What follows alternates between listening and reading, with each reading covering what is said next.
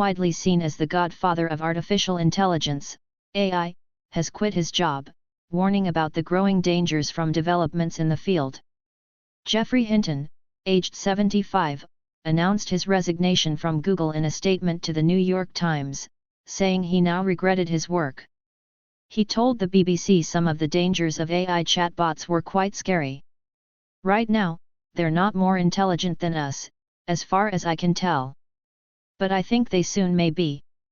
Dr. Hinton also accepted that his age had played into his decision to leave the tech giant, telling the BBC, "I'm 75, so it's time to retire."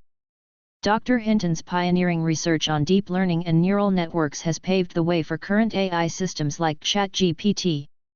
But the British-Canadian cognitive psychologist and computer scientist told the BBC the chatbot could soon overtake the level of information that a human brain holds.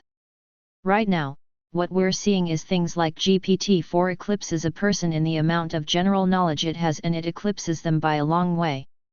In terms of reasoning, it's not as good, but it does already do simple reasoning.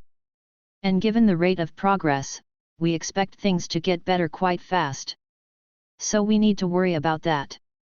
In the New York Times article, Dr. Hinton referred to bad actors who would try to use AI for bad things.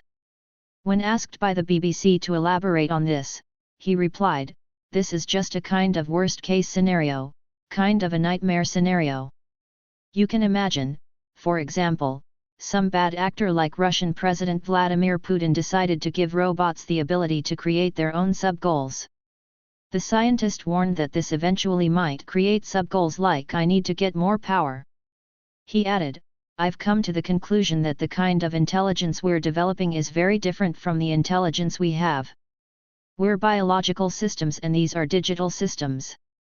And the big difference is that with digital systems, you have many copies of the same set of weights, the same model of the world.